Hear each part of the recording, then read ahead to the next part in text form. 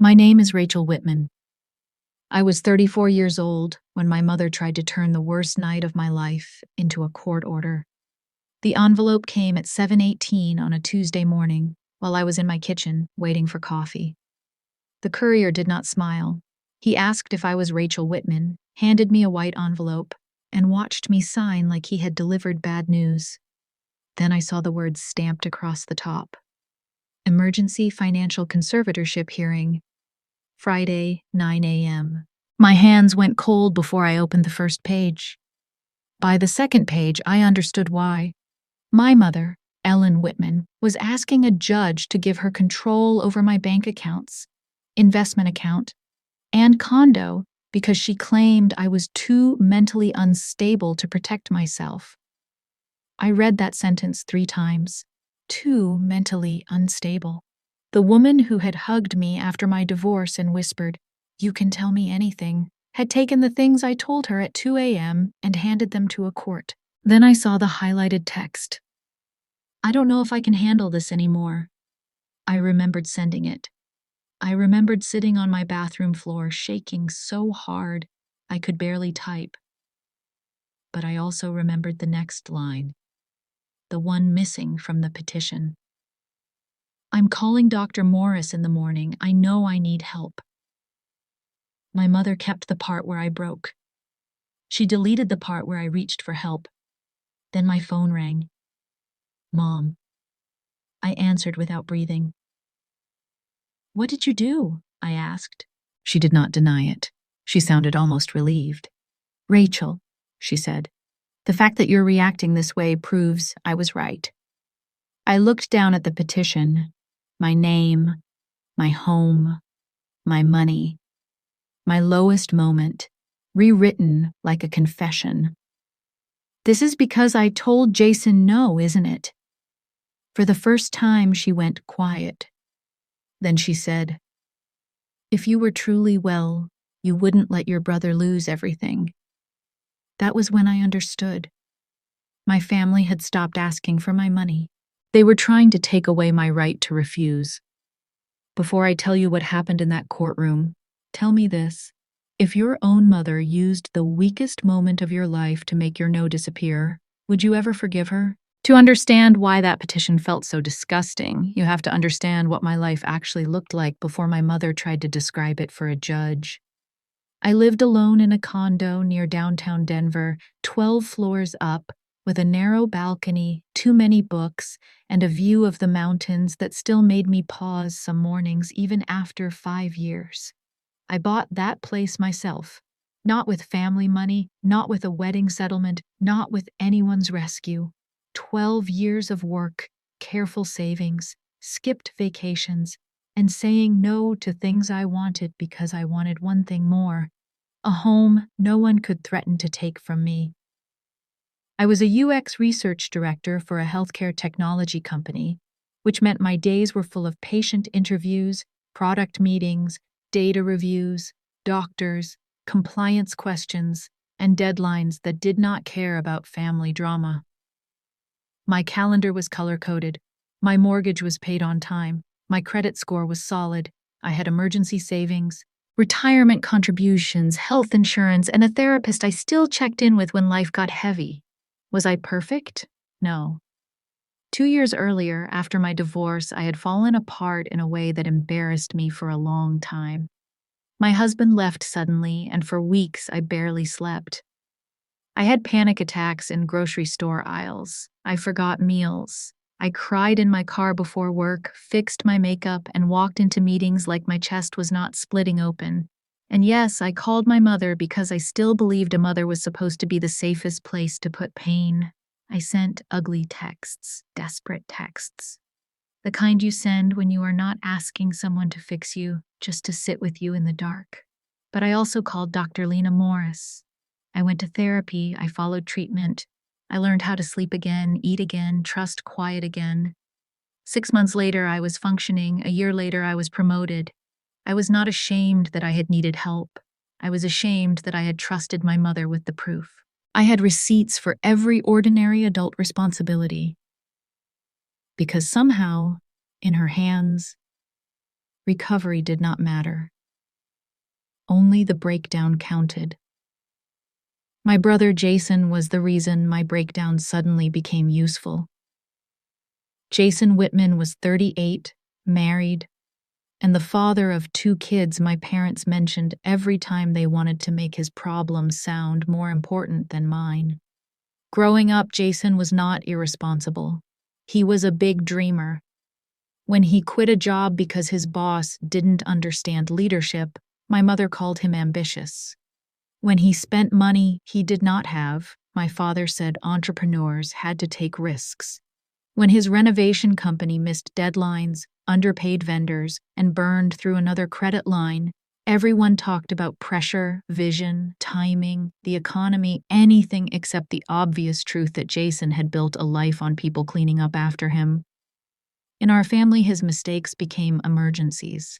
My boundaries became symptoms. By the time that white envelope reached my door, Jason's company was collapsing under almost $180,000 of debt. Vendors were threatening legal action. His second mortgage was behind. The bank was done waiting.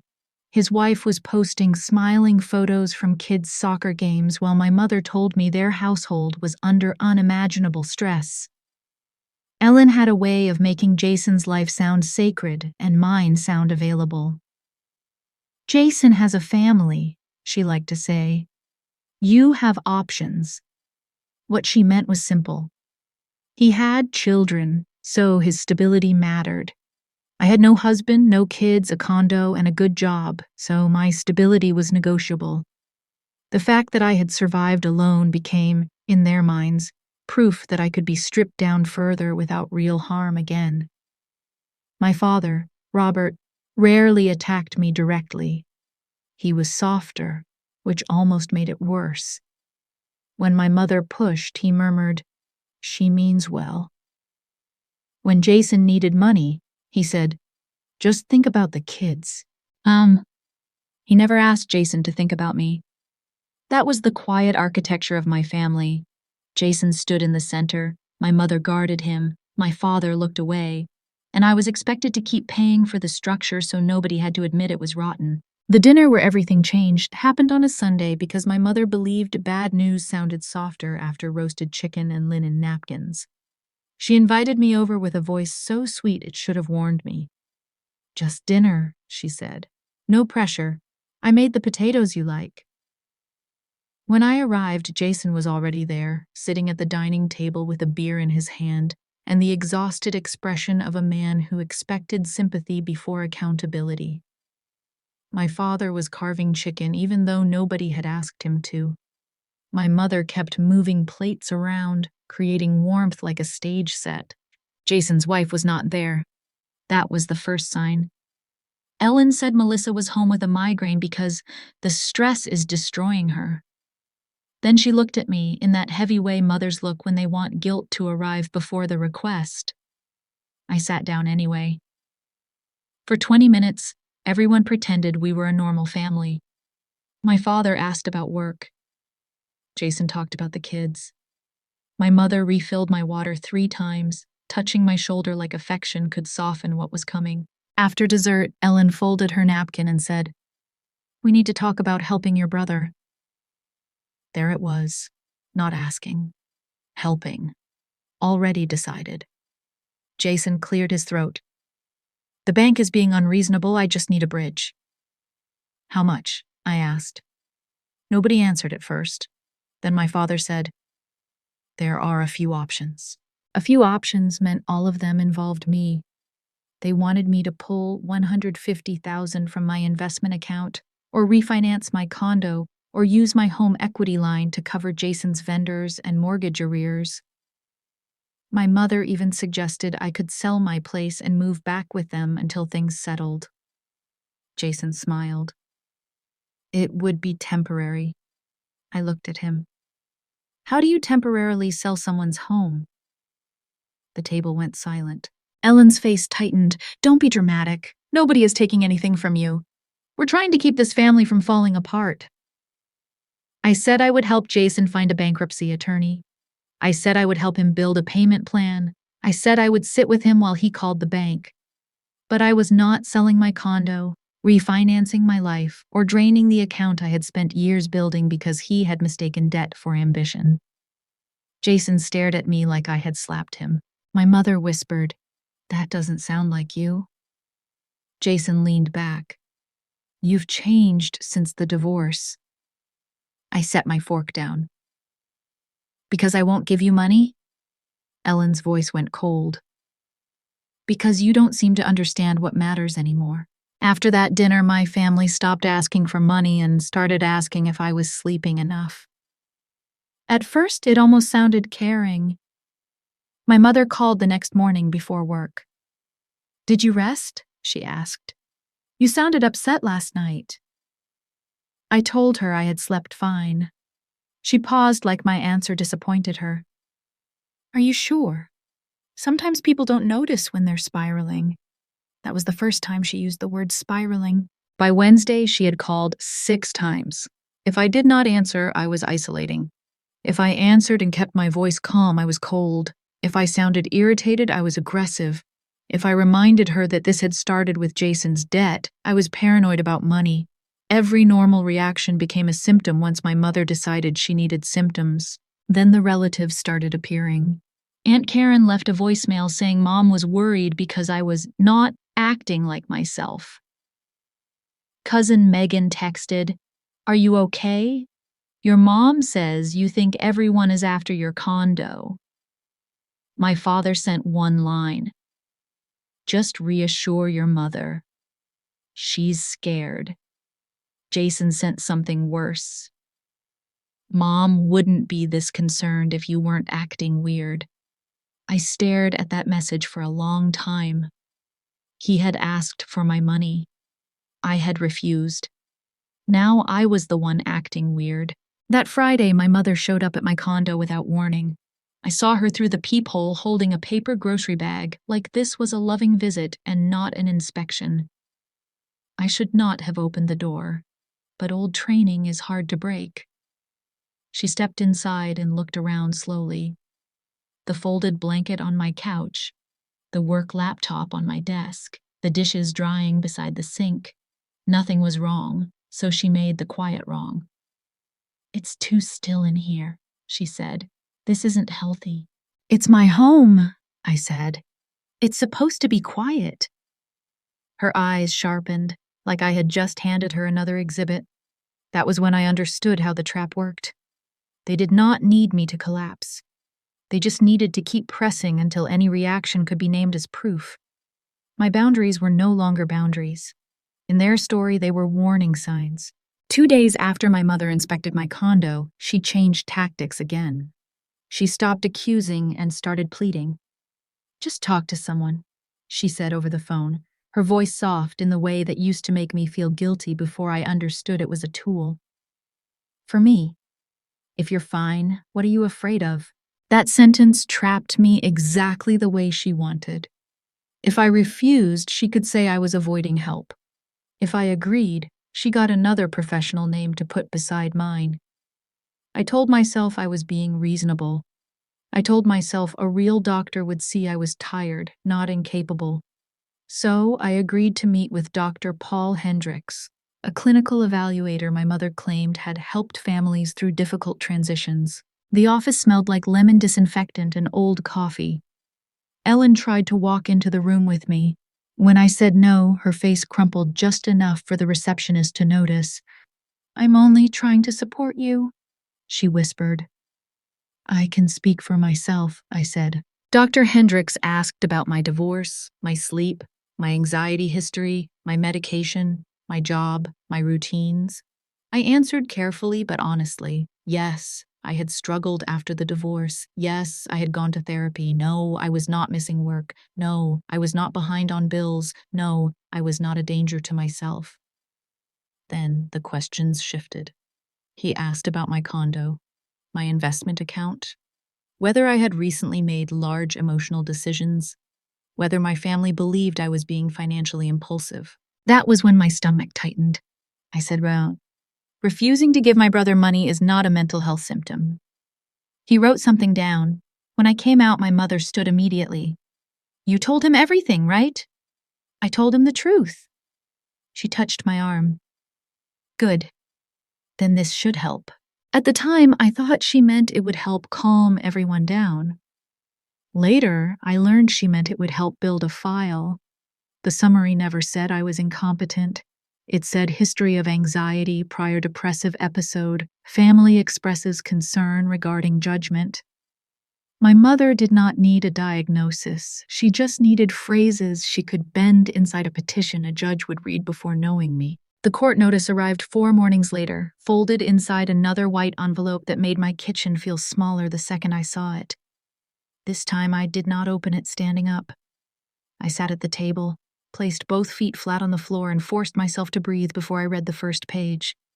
It was worse than the first packet. My mother was not asking for a conversation. She was asking for emergency authority over my financial life, access to bank records, oversight of my investment account, approval rights over major purchases, authority to review documents connected to my condo. The petition even included language about refinancing or selling property if necessary to protect Rachel's long-term interests, my long-term interests. I almost laughed, but nothing came out.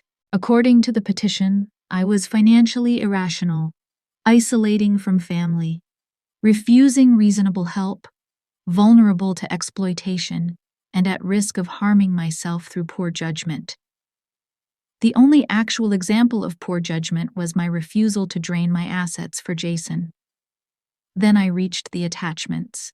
My mother had submitted the old divorce texts, the evaluator's summary, a statement from Jason saying I had become paranoid about money, a statement from my father saying I was not myself lately, a typed list from Ellen documenting every time I had not answered her calls, every time I had declined a family dinner, every time I had asked them to stop discussing my condo.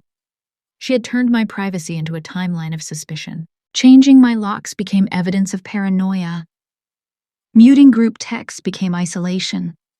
Asking for space became emotional withdrawal. Saying I would speak through an attorney became distrustful behavior. Saying no to selling my home became impaired judgment. I read until the words blurred. Then I read it again because panic could not be the only thing in the room. If my mother wanted to turn my life into evidence, I needed to understand the case she was trying to build. The worst page was not the legal language. It was Ellen's sworn statement.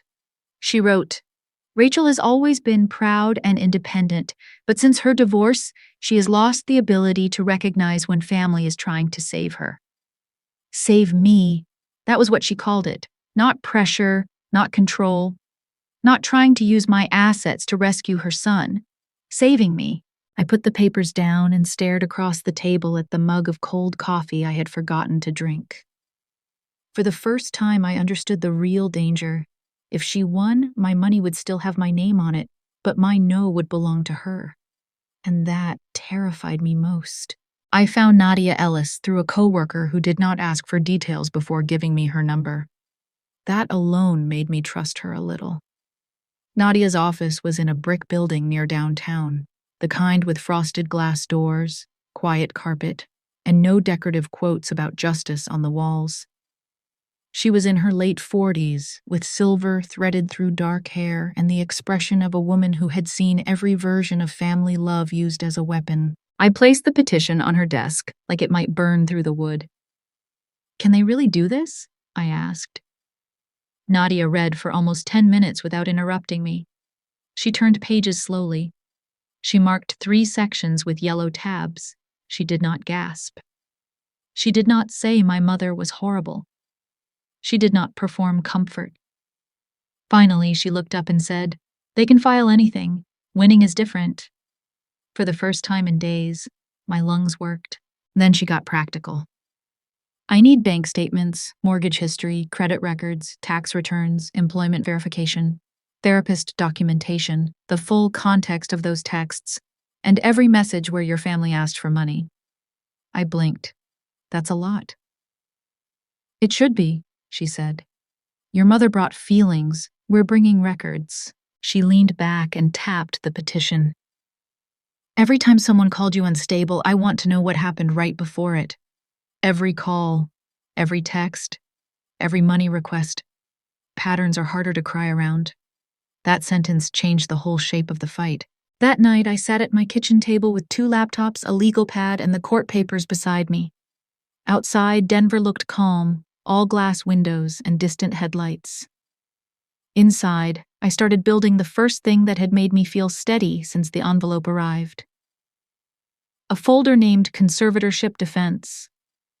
Inside it, I created more folders, money requests, medical context, family messages, financial competence, property records, timeline. Each file I saved felt like putting a board across a broken window. Bank statements, mortgage confirmations, performance reviews, screenshots of Jason asking about refinancing, texts from my mother saying I was not thinking clearly the morning after I said no. My mother had brought panic into my home. Nadia had handed me a method. The call to Dr. Lena Morris was the one I dreaded most. Not because I thought she would hurt me, but because shame has a way of making you afraid of people who once helped you. I had not seen her every week in over a year. We still checked in occasionally, but calling to say my mother had put my private pain into a court petition made me feel exposed all over again. Dr. Morris listened quietly while I explained. I could hear her typing stop when I mentioned the highlighted text. She submitted only that sentence? She asked. Yes. And omitted the part where you said you were calling me? Yes. The silence on her end was not confused. It was angry in a professional way. Rachel, she said, needing help after a divorce is not the same as being unable to manage your life. I pressed my palm against my eyes. Dr. Morris asked me to send the petition through her secure portal. By that afternoon, she had agreed to write a letter clarifying my treatment history, not to overshare, not to expose details that did not belong in a courtroom, just to correct the lie my mother had built out of fragments. Her letter said I had experienced anxiety and depressive symptoms after an acute divorce-related crisis. It said I had sought help voluntarily, followed treatment, demonstrated insight, maintained professional functioning, and showed no signs of psychosis, delusion, cognitive impairment, or inability to manage finances. It said my prior distress did not equal present incapacity. Then she added one sentence Nadia underlined 3 times. A history of grief, anxiety, or depression does not constitute evidence of financial incompetence. I read that sentence until I could breathe normally. My mother had wanted my therapy history to prove I was broken. Dr. Morris used it to prove I had done the work to heal. She also documented that Ellen had called the office twice asking for information and had been refused because there was no valid authorization. That part made my stomach turn. My mother had not been protecting me. She had been shopping for access. Nadia told me to build the timeline backward, not emotionally, but like a case. Start with the accusation, she said, then find what happened right before it. So I opened every message thread I had been avoiding and began putting dates into a spreadsheet. January 8th. Jason asked for $50,000 to pay 2 vendors who were threatening to sue. I said no and sent him 3 bankruptcy attorneys instead. January 9th. My mother texted Aunt Karen that I was not myself and suddenly hostile toward family. January 21st. Jason asked if I would refinance my condo because my equity was just sitting there. I said my home was not a rescue fund. January 22nd. My father texted, "Maybe you should talk to someone. Your judgment seems off." February 3rd. I told Jason, in writing, that I would not sell my condo under any circumstances. February 4th. My mother texted cousin Megan that I had become paranoid and obsessed with money. February 10th. I declined a family meeting because every conversation ended with my house on the table. February 11th. Ellen scheduled the appointment with Dr. Hendricks. By the time I finished the first pass, the pattern was so clear I felt sick. Their concern never came before the money requests. It came after refusal. Nadia looked at the spreadsheet the next morning and said, "This is important." I asked, "Because it proves they wanted money?" "No," she said, "because it proves the alleged decline has a trigger." The trigger was not grief. It was not anxiety. It was not some sudden collapse in my ability to function. It was the word no. I stared at the rows until my eyes burned. Each accusation had a price tag attached to it. Each worried message had been born right after I kept my own money in my own account. The timeline made their kindness look like pressure with better manners. They did not worry about my mind until they lost access to my wallet, and once I saw that, I could not unsee it alone. The realtor email came in on a Thursday afternoon while I was between meetings. The subject line made my whole body go still. Preliminary condo valuation, 14th Street unit. At first I thought it was spam. Then I saw the greeting. "Hi, Ellen." I opened it so fast my fingers missed the trackpad twice. The email was from a realtor named Calvin Price. He had attached a valuation range for my condo, $620,000 to $650,000, along with notes about staging, listing timing, and possible authority changes pending court approval. Pending court approval. I stopped breathing at the next line. If conservatorship is granted, we can move quickly before summer inventory rises. My mother had not just wondered what my home was worth. She had asked someone how fast it could be sold. I forwarded the email to Nadia with no message because I could not trust myself to type anything that made sense. She called 3 minutes later. "Rachel," she said, "do not respond to the realtor." I wasn't planning to. Good. Now we know what they were protecting. I sat at my desk, staring at the city through the glass wall, and felt something colder than fear move through me. My mother had not chosen a treatment plan. She had chosen a realtor. Later, Nadia obtained more messages through the process. The one that mattered most was between Ellen and Jason. Ellen had written, "If the court grants it, we sell her condo first." Jason replied, "How fast can that happen? The bank won't wait another month." Then my mother wrote the sentence that turned my stomach inside out. "We just need Rachel to look unstable enough." I read it once, then again, then a third time because part of me still wanted a different mother to appear between the words. But there she was, not worried, not confused, not protecting me from myself, planning. And suddenly every soft phone call, every tearful voicemail, every "I'm scared for you" became something else entirely. It was not fear, it was strategy. After the realtor email, my family stopped pretending this was private concern and started performing concern for an audience. My mother sent an email to relatives with the subject line, "Please pray for Rachel." She wrote that I had fallen under the influence of an aggressive attorney and was refusing loving help from the only people who knew me before my divorce. She did not mention Jason's debt.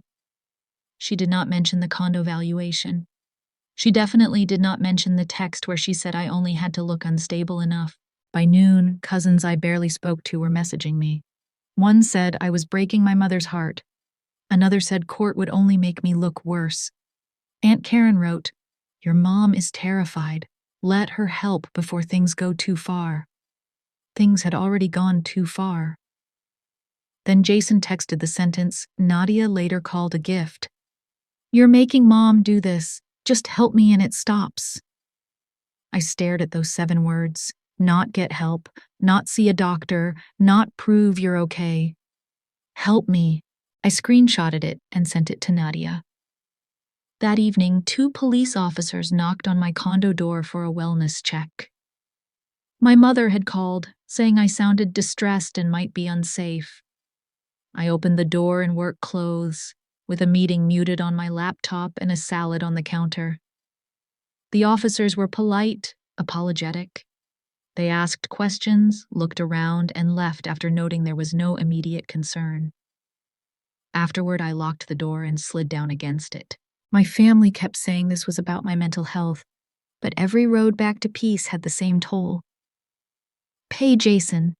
That was the moment fear changed into anger sharp enough to hold on to. Nadia called the next morning and said, "Now we prepare like they already underestimated us." Her office became the first quiet place where my life made sense. Not emotionally, structurally. She spread the evidence across a conference table and sorted it into 4 piles: financial competence, medical context, family pressure, real motive. In the first pile went my mortgage history, bank statements, credit report, tax returns, investment records, and a letter from my employer confirming my position, salary, and performance. It felt strange watching my ordinary responsibilities become evidence. Bills paid on time, accounts balanced, work completed. The quiet discipline no one in my family had ever applauded was now part of the reason they could not take control of me. In the second pile went Dr. Morris's letter, the complete text messages, and the independent evaluation Nadia insisted we schedule. That evaluator asked hard questions, but honest ones. He did not ask whether my mother was worried. He asked whether I understood my assets, debts, income, obligations, choices, and consequences. I answered every question. When he finished, he said, "I see no basis for financial incapacity." I cried in my car afterward, not because I was sad, but because a stranger had done something my family still refused to do. He believed reality. The third pile was uglier. Jason's money requests, my mother's guilt messages, my father's soft pressure, the timeline showing accusations blooming after every refusal. Nadia placed Jason's text on top. "Just help me and it stops." "That one matters," she said. "It ties the alleged concern to the demand." The final pile was the coldest: the realtor email, the condo valuation, Ellen's messages with Jason. "We just need Rachel to look unstable enough." I could barely look at that page. Nadia noticed, "You do not have to pretend this doesn't hurt." "I don't want the judge to hear those old therapy texts," I admitted. "I don't want strangers hearing how weak I sounded." Nadia's voice softened. "Rachel, asking for help is not weakness. Your mother is counting on your shame to do half her work for her." That stayed with me. That night, I sat in my condo, surrounded by copies of the life my mother had tried to shrink into a diagnosis. For the first time, I stopped wishing those painful messages did not exist. They were not proof that I was broken. They were proof that when I was falling, I reached for help instead of pretending I did not need it. The courthouse was colder than I expected. Not dramatic cold, just the kind that sits in your fingers and makes paper feel sharper. Nadia met me outside the courtroom with a black folder under one arm and coffee in the other. She handed me the coffee without saying anything, which was exactly what I needed. My mother arrived 10 minutes later in a pale blue cardigan holding tissues like props. Jason walked beside her in a suit that looked borrowed from someone more responsible. My father came last, eyes down, shoulders curved inward, already practicing the posture of a man who would later claim he never understood how far things had gone. A few relatives sat behind them. Aunt Karen avoided my eyes. Cousin Megan looked at me like I had brought shame into a room where my mother had brought paperwork.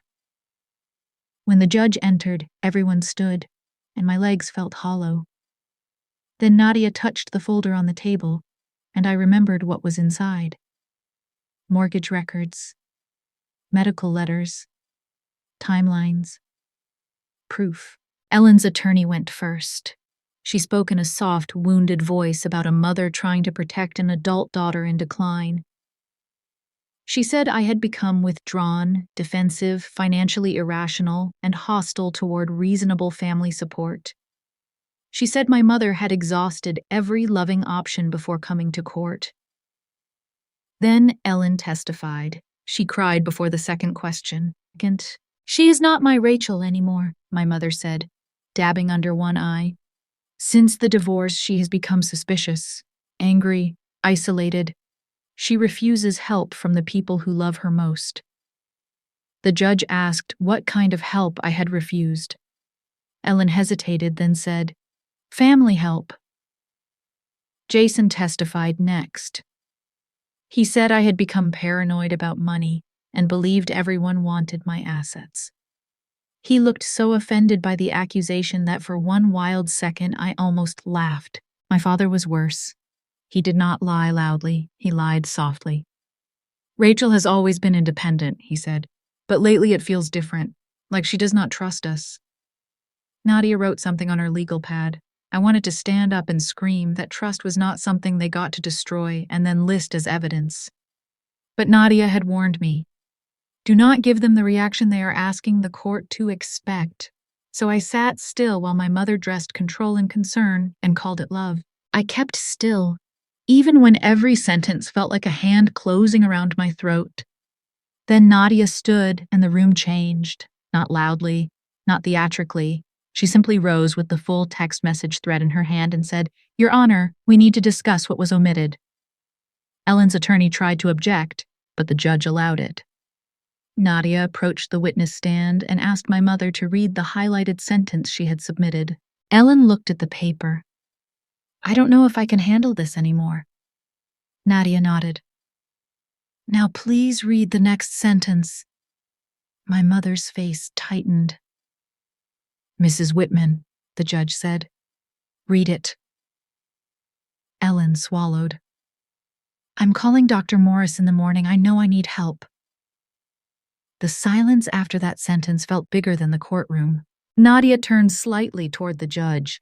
The omitted sentence matters. It shows insight, it shows voluntary help-seeking, it shows the opposite of the narrative presented here. Then she went through the evaluator summary the same way. Ellen's petition had quoted history of anxiety. Nadia read the full line, which described anxiety during an acute divorce-related crisis, followed by treatment compliance and improvement. Ellen's petition had quoted family expresses concern regarding judgment. Nadia asked Dr. Morris whether family concern was a clinical finding. "No," Dr. Morris said. "Does a prior depressive episode mean a person cannot manage property 2 years later?" "No." "Did Rachel demonstrate insight during treatment?" "Yes." "Did she voluntarily seek help?" "Yes." "Did you ever conclude she lacked financial capacity?"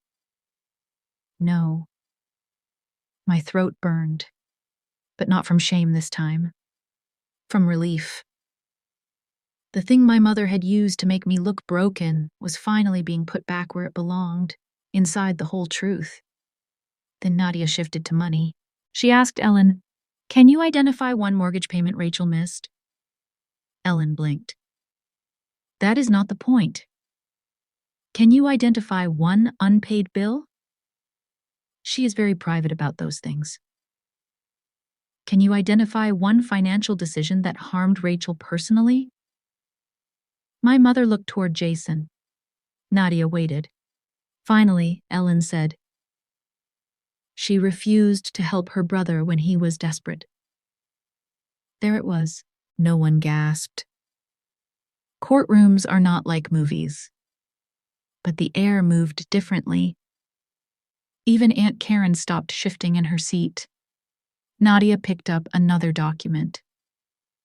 "So the financial decision you believe demonstrates impaired judgment is Rachel choosing not to use her assets to pay Jason's debts?" Ellen's cheeks flushed. "That is not how I would say it. But that is what happened. She abandoned her family." Nadia paused. "Refusing to become a financial solution for another adult is not abandonment." Jason muttered something under his breath. The judge looked at him once, and he stopped. In my mother's mind, the only irrational financial decision I had made was keeping my money mine. And for the first time, everyone in that room could hear it. I had spent weeks afraid that court would make me smaller, that strangers would see only my worst year. Instead, sitting there beside Nadia, I watched the story widen. Not perfectly, not painlessly, but enough for the first time.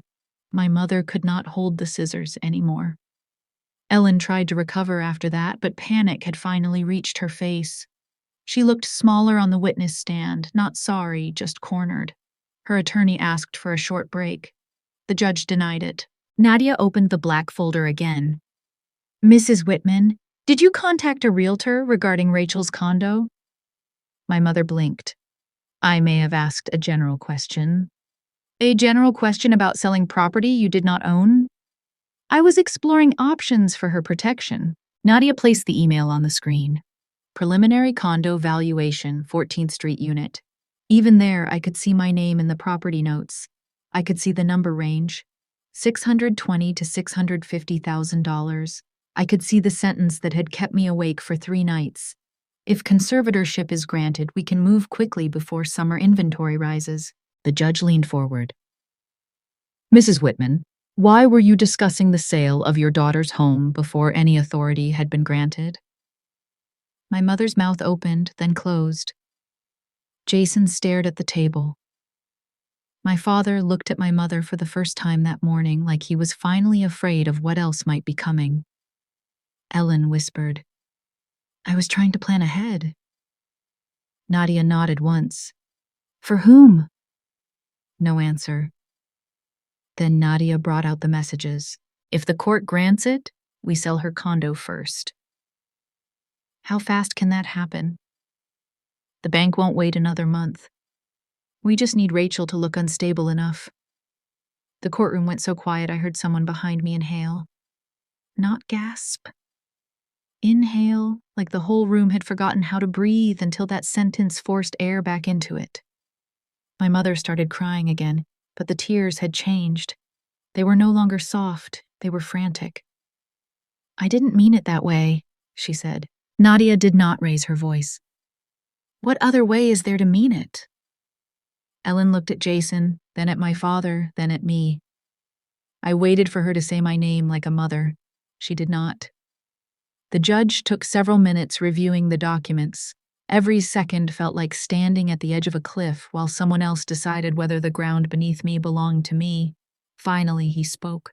There is insufficient evidence to support a finding of financial incapacity.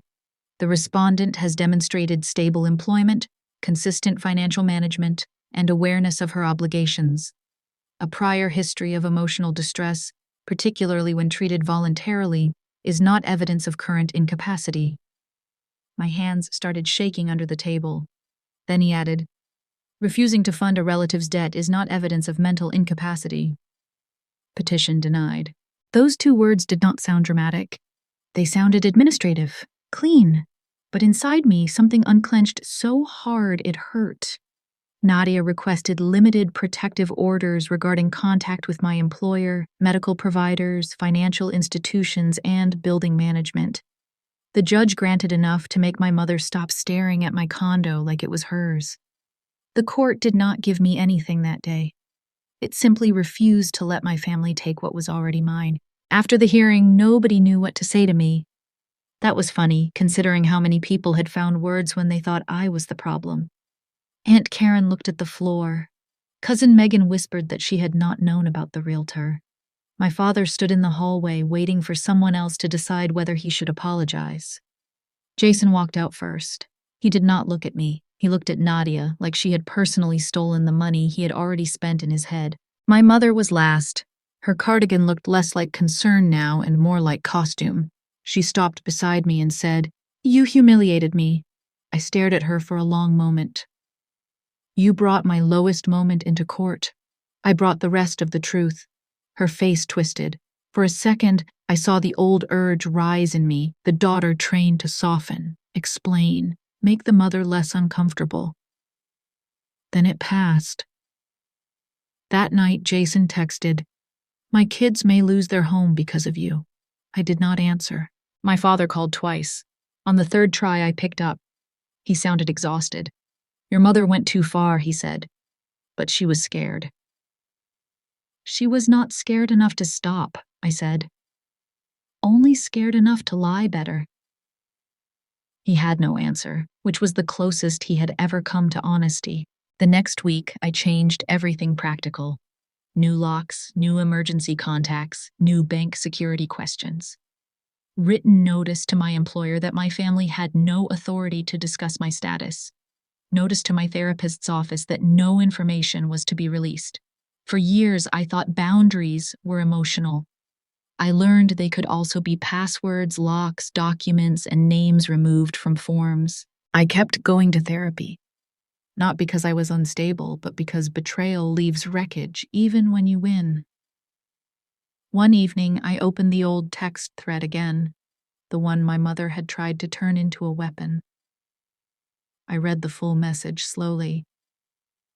I don't know if I can handle this anymore. I'm calling Dr. Morris in the morning. I know I need help. For the first time, I did not feel shame. That message was not proof that I was broken. It was proof that I knew how to reach for a handhold in the dark. My family did not call me unstable because I lost control. They called me unstable because I stopped letting them have it.